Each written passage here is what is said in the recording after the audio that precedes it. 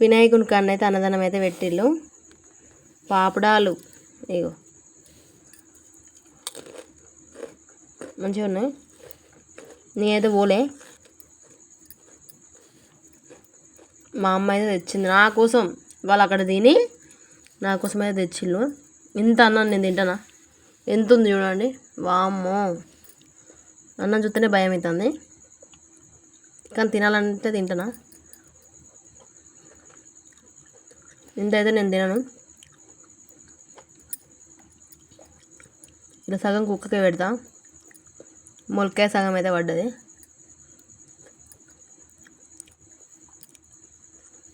పాపడాలు అయితే మంచిగా లేవు.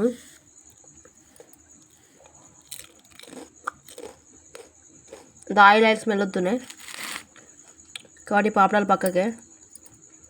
ఇదేంటిదో వెరైటీ ఉంది. ఇది బగారా రైస్.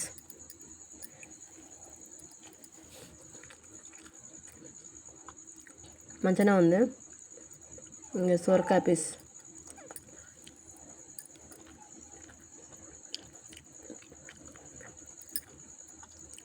ఇది దొండకాయ. మీరు చూస్తూనే ఉండాలి. కొంచెం ఒక 5-6 బుక్కలు తిని మా కుక్కగా పెడతా.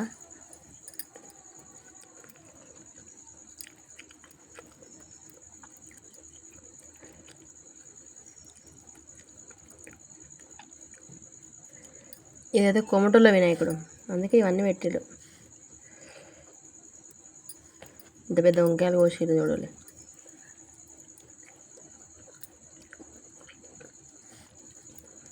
లేదా అన్ని దేవుళ్ళు అయితే బయలుపడుతున్నాయి.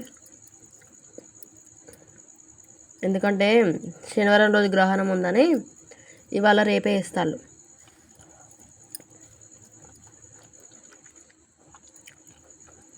మళ్ళీ వచ్చే వినాయక చవితి వరకైనా కూడా ఈ ప్రాబ్లమ్స్ అన్నీ సాల్వ్ కావాలి. ఆలోచిస్తే అంత టెన్షన్ అవుతుంది, కానీ ఈ టెన్షన్కి అయితే నాకు అన్నమే తినబుద్ధి అయితే లేదు.